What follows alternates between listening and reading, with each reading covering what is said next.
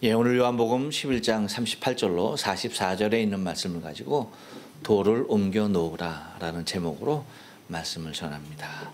우리 다 같이 한번 인사할게요. 옆 사람과 앞뒤 사람 인사하시고 가족들과 함께 인사하실 때 지난 한 주간 동안 평안했습니까? 인사합니다. 지난 한 주간 동안 평안했습니까? 평안했습니까? 평안했습니까? 밤새 안녕이라고 했죠? 네. 어젯밤 지진으로 잠깐 제가 생각을 했었습니다. 무슨 생각을 했게요? 내일 주일은 모두 다 천국에서 보는 건가? 그런 생각을 잠시 했었습니다. 동북 지역에는, 특별히 후쿠시마 지역에는 6도 강, 그리고 동경 지역에는 4도의 지진이 어젯밤에 있었어요. 저는 이제 잠자리에 들었었거든요. 깜짝 놀랐어요. 근데 지진이 오면 이렇게 흔드니까 깼어요. 근데 이게 쉽게 안 가라앉아. 오래 가는 거야. 그러면 굉장히 놀라죠. 그래서 생각했던 것이, 야, 이렇게 흔들리면은, 그렇죠? 그런 생각을 했다는 얘기입니다. 다행히 지진이 이제 가라앉았고, 뭐 동경 지역에는 별다른 피해 없어요. 여러분들도 별다른 피해 있습니까? 없으시죠? 네, 없습니다. 감사합니다. 근데 이제 그 동북 지역에는 여러 피해가 나타났습니다. 특별히 이제 도로들이 조반도 그리고 도호쿠도 그쪽으로 이제 관통되어지는 고속도로들이 토사붕괴로 통제가 되어지는 그런 일들이, 크고 작은 피해들이 있었는데, 그 중에서도 이제 인명피해가 아직 없어서 얼마나 감사한지 모르겠습니다. 이 지진이 뭐 10년 전에 10년 전에 있었던 그 지진의 여진이라고 방송에서는 얘기하는데, 아무튼 그 지진은 아직 끝나지 않은 것 같습니다. 그래서 또 한 주간 내에 또 다른 큰 지진이 올 수가 있으니까 조심해 달라라고 하는 그러한 이야기가 방송되는 것을 볼 수 있었습니다. 여러분 좀 주의하시면서요. 혹시 떨어질 만한 귀중품이 있으면 내려놓으시고, 그래서 좀 안전을 기해해 주시면 되겠습니다. 근데 사실 우리 일본은 이제 어젯밤에 지진이었지만, 지난 미국 시간으로 현지 시간으로 11일, 그러니까 우리나라 이쪽 시간으로는 12일 정도 됐겠죠. 미국에서도 큰 사고가 있었습니다. 미국 텍사스주 남단에 러레이도에서 시작하는 35번 프리웨이가 있습니다. 이 도로는 샌안토니오와 그 다음에 오스틴을 지나서 힐즈버러라고 하는 작은 마을을 지나면서 웨스트 35, 그 다음에 이스트 35 해서 갈라져요. 35번 프리웨이인데, 하나는 동쪽으로, 하나는 서쪽으로 이렇게 갈라져서 올라가요. 그럼 올라가다 보면 동쪽에 있는 거는 달라스를 지나게 되고요. 서쪽에 있는 35번 도로는 포스워스라는 지역을 지나게 되어져요. 근데 그 포스워스 지역 인근에서 도로 결빙이 일어났어요. 그래서 거기에 무려 133대라고 하는 자동차들이 추돌 사고가 일어납니다. 그 사고 현장이 얼마나 긴지 약 800m에 달하는, 그러니까 0.5마일이나 되는 엄청난 길이의 사고가 일어나게 됩니다. 그 사고 일어나는 영상을 제가 좀 봤는데 너무나 끔찍하고 무서운 거예요. 트레일러, 여러분 미국에는 다 엄청난 트레일러가 다니지 않습니까? 그 큰 차가 막 그냥 밀려서 오는데 뭐 완전 기차 같아요. 기차 같은 올라오면서 앞에 그냥 사고로 나 있는 그 차들 갖다 빵 치고 들어갔는데 와, 그렇게 엄청난 사고가 있었음에도 불구하고 사망자가 6명 났다는 것이 오히려 기적일 정도로 너무나 끔찍한 사고가 일어난 것을 바라보게 됩니다. 그래서 모든 도로가 다 통제되어지고 사고를 수습하는 그 모습들을 볼 수가 있었습니다. 여러분, 지난 금요일이 설날이었는데 어떻게 설날 복 많이 받으셨습니까? 복 받은 표정이 아닌 것 같아요. 너무나 심각한 표정인 건데 여러분 복 많이 받으셨어요? 우리 옆 사람에게 얘기해 줍니다. 복 많이 받으셨습니까? 예. 우리도 오늘 점심에는 떡국을 먹을 거예요. 떡국을 먹을 건데 맛있게 드시길 바랍니다. 일본도 정초면 모찌를 먹죠, 그렇죠? 모찌를 먹는 습관이 있습니다. 일본에서도 그 모찌를 먹다 보니까 이 1월 1일이 되면은 항상 병원에 응급차가 더 많이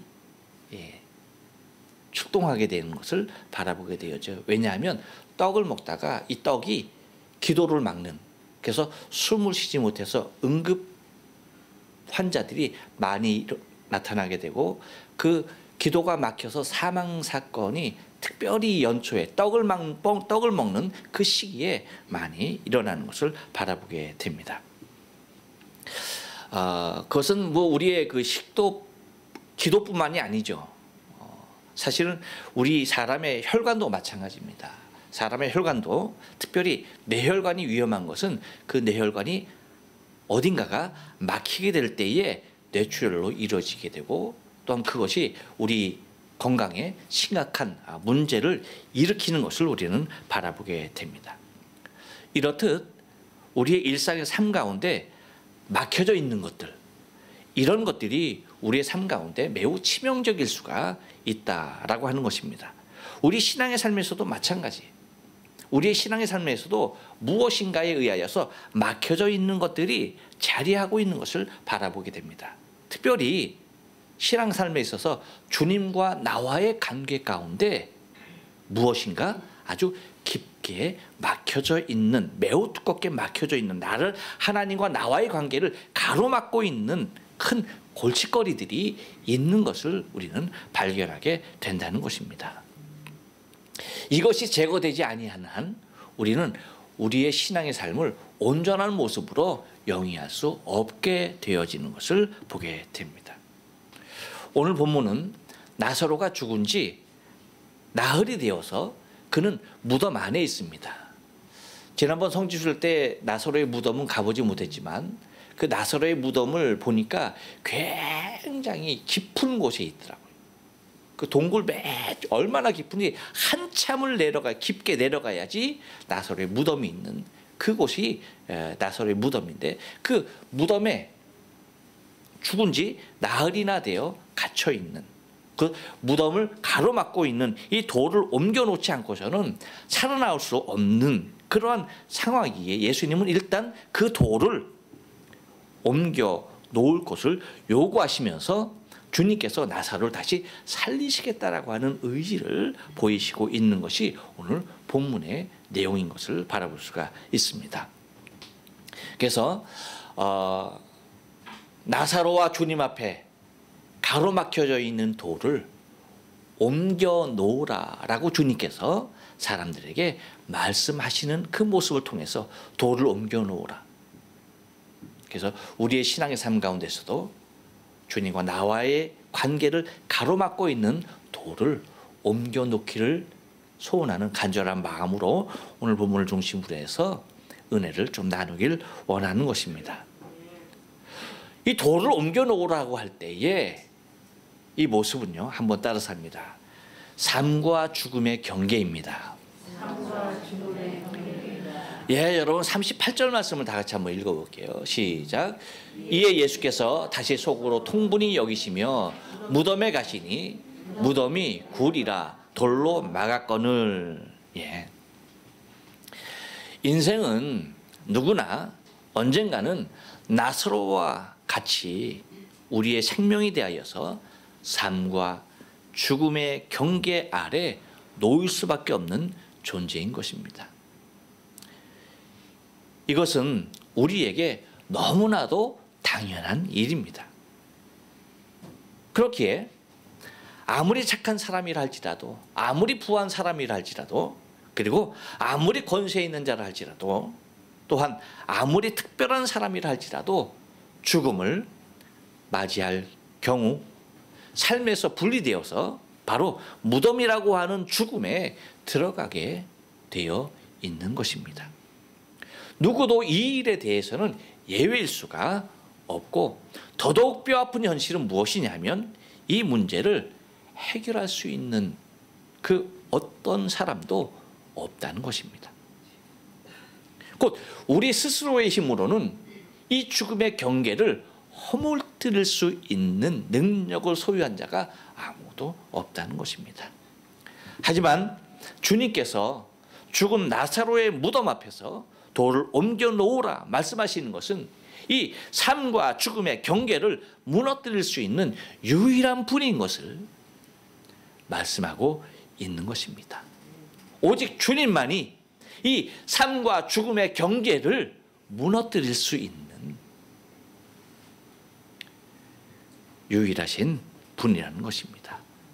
그래서 주님은 마르다에게 말씀하신 것과도 같이 우리가 지지난주에 보았던 요한복음 11장 25절 26절의 말씀과도 같이 한번 다 같이 읽어보겠습니다. 예수께서 가라사대 때 나는 부활이요 생명이니 나를 믿는 자는 죽어도 살겠고 무릇 살아서 나를 믿는 자는 영원히 죽지 아니하리라. 이것을 내가 믿느냐라고 그렇게 말씀하신 것입니다. 곧 나를 믿는 자는 죽어도 살겠고 살아서 나를 믿는 자는 영원히 죽지 아니하리라 라고 그렇게 말씀하신 것입니다. 이렇듯 주님만이 인생의 삶과 죽음의 경계를 허물고 영원한 생명을 주실 수 있는 유일한 분이시라는 것입니다. 우리가 어제 지진에서도 느꼈듯이 우리의 삶과 죽음은요, 이 돌 하나 차이예요. 내가 이 돌 저 편에 있느냐 이 편에 있느냐 이거 하나 차이입니다. 그런데 이것을 해결할 인생은 그 누구도 없다는 것입니다. 그렇기에 이러한 곳에 갇혀 있는 인생을 보실 때 주님은 통분히 여길 수밖에 없었던 것이죠. 왜요? 우리 인생이 그런 죽음이라는 것에 갇혀 있어야 할 존재로 하나님이 우리를 지으신 것이 아니기 때문입니다. 그래서 그 죽음 앞에서 그 누구도 어쩔 수 없는, 그 막혀진 돌 앞에서 그 누구도 어쩔 수 없는, 살아있는 자가 아무리 많다 하더라도 거기에 어떠한 영향력도 미칠 수 없는 그 모습을 보면서 주님은 속으로 통분히 여기면서 그 막힌 돌을 바라보셔야 했던 것입니다. 바라긴 여러분, 삶과 죽음의 경계 가운데 있는 언제 우리가 어떻게 될지 모르는 우리의 인생의 삶을, 내일을 모르는, 아니 지금 이 순간을 모르는 삶을 살아갈 때에 우리가 오직 의지하고 바라고 소망해야 할 분은 이 경계를 능히 허물고 능히 여실 수 있는 오직 주님 한 분뿐이라는 사실입니다. 또 하나 돌을 옮겨 놓으라고 하는 것은 한 번 더 따라서 합니다. 외면의 문입니다. 39절을 한번 다 같이 읽습니다. 시작. 예수께서 가라사대 때 돌을 옮겨 놓으라 하시니 그 죽은 자의 누이 마르다가 가로되 주여 죽은 지 나흘이 되었음에 벌써 냄새가 나나이다. 예, 여러분 누구나 그렇겠지만 가족을 사랑하는 마음은 항상 뜨겁습니다. 그리고 그 가족을 사랑하는 마음은 그 무엇보다도 적극적입니다. 그래서 어버이의 사랑은 헌신적일 수밖에 없는 것이 그것이고, 형제의 사랑은 끈끈할 수밖에 없는 것이 바로 그 사랑에 의한 것입니다. 하지만 죽음 앞에서는 그 아무리 강렬했던, 아무리 철저했던, 아무리 뜨거웠던, 아무리 적극적이었던 사랑이라 할지라도 철저하게 싸늘해져 버리는 것이 우리의 사랑인 것입니다. 이것은 우리가 그들을 덜 사랑했기 때문이 결코 아닙니다. 함께 할 수 없는 존재가 되어버렸기 때문입니다. 그렇기 때문에 마르다는 주님께 하는 말이, 주여, 죽은 지 나흘이 되었음에 벌써 냄새가 나나이다 라고 얘기하는 겁니다. 그렇게 사랑했던 오라버니가 죽었어요. 근데 나흘이 지났습니다. 그러니까 마르다의 마음께는 슬픔이 아직까지 남아는 있지만 뭡니까? 이제 함께 할 수 없는 존재가 되어버렸다는 것으로 곧 외면하고야 말 수밖에 없는 그러한 상태에 이르렀다는 것입니다. 이렇듯 모든 사람이 죽음 앞에서는 고개를 돌리며 외면할 수밖에 없는 것입니다. 외면밖에는 우리의 상실감을 달랠 길이 없는 것입니다. 그래서 외면을 통하여서 잊는 것이고, 잊음을 통하여서 자신의 슬픔에서 벗어나려 하는 것입니다.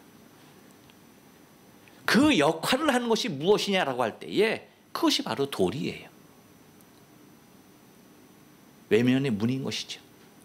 곧 외면을 통하여서 내 안에 잠재되어 있는 모든 슬픔에서 벗어나길 원했던 것입니다. 그래서 단단히 막아놓는 것입니다. 더 이상의 슬픔이 나에게 밀려오지 못하도록. 그래서 한국의 무덤 뭐예요? 꼭꼭 밟아놓는 것입니다. 다시는 그 슬픔이 일어나지 못하도록.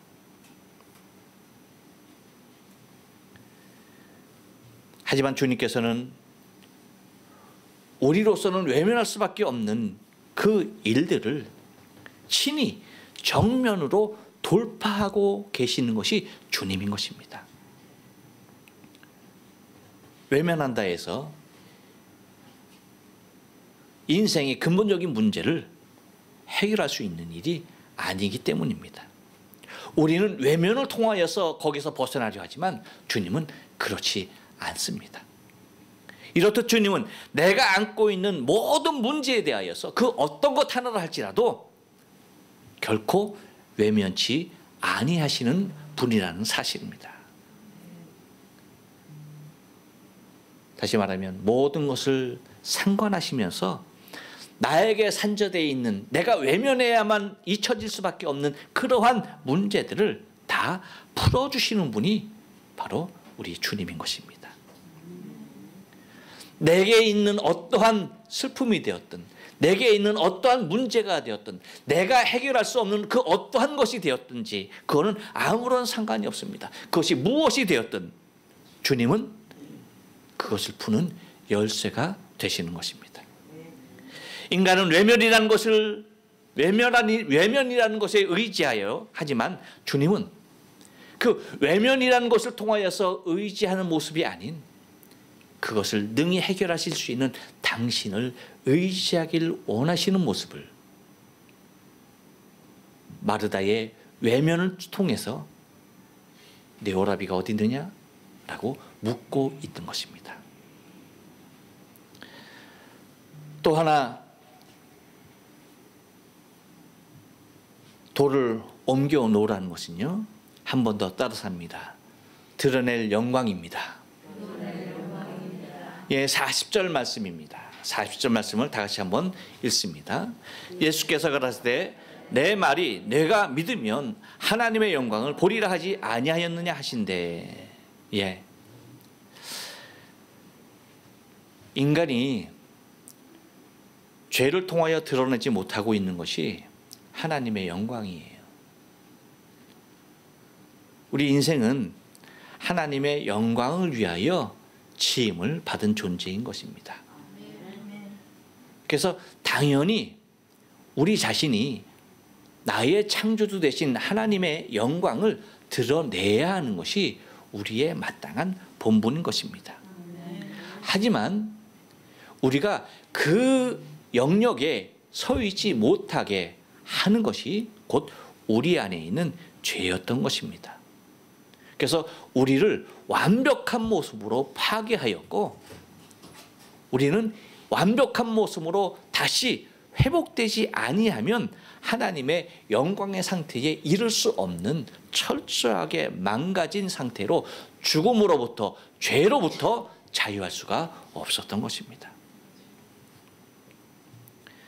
죽음에 갇혀 하나님 앞에 드러내야 할 영광을 드러내지 못하고 살아가는 삶은 우리 인생에 있어서 가장 비극적인 일이 아닐 수가 없습니다. 믿음으로 하나님의 영광의 자리에 나와야 하는 것이 우리 인생의 모습인 것입니다.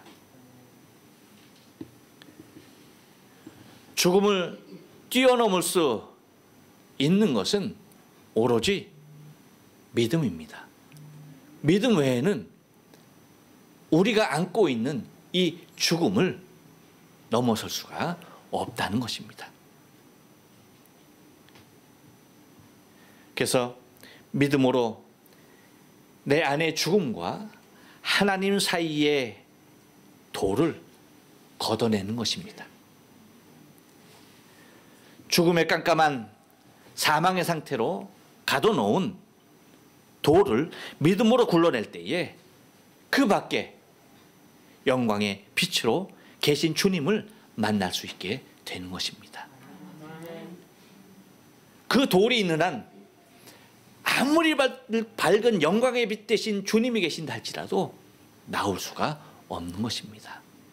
하지만 그 돌이 굴러질 때에 주님의 명령하신 대로 나사로야 나오라 할 때에 우리는 그 영광의 빛 대신 주님 앞에 설 수가 있는 것입니다.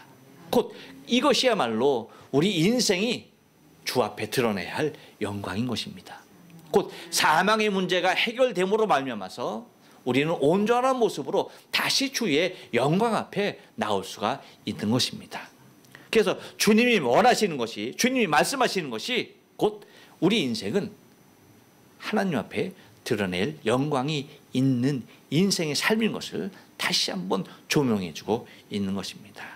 바라긴 여러분, 우리의 신앙의 삶 가운데 하나님과 나 사이에 가로막힌 돌은 무엇인지, 삶과 죽음의 경계에서 또한 외면의 문에서 하나님 앞에 드러날 영광을 바라보면서 주님께서 해결하실 내 인생의 삶, 치유하실 인생의 삶을 바라보시면서 날마다 주 앞에 설 수 있는 저와 여러분의 신앙의 삶 되어지길 주님의 거룩하신 이름으로 축원합니다.